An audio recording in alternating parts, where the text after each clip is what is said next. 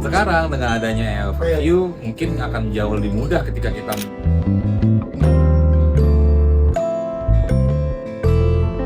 jadi sebelum ada AI pun sebenarnya udah ada yang namanya zero click search itu.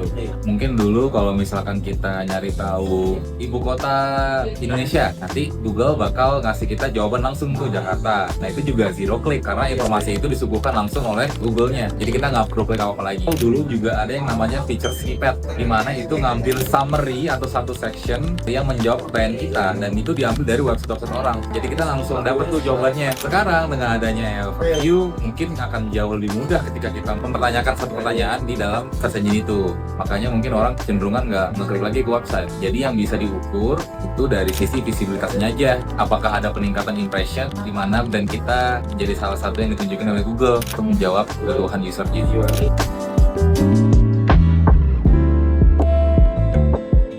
Sekarang yang so far aku temuin itu belum ada sih tools yang bisa nyari tahu kita itu ditampilin di AI overview atau ChatGPT itu berapa banyak. Tapi kalau ChatGPT itu setahu aku ada trackingannya, jadi kita bisa tahu itu source-nya dari ChatGPT. Tapi kalau misalkan AI overview dari Google itu belum tahu sih.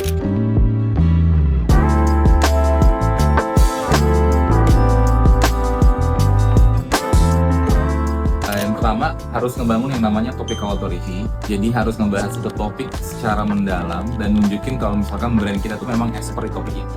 Yang kedua, memang harus dilakuin yang namanya optimisasi secara SEO. Karena ada beberapa hal yang mesti kita lakukan dalam website supaya menaikkan chances untuk website kita muncul di jawabannya AI. Sebenarnya kita masih tetap harus bisa nunjukin kalau kita bisa menjawab pertanyaan user ini, maupun itu bisa dianggap agak receh atau direct answers gitu.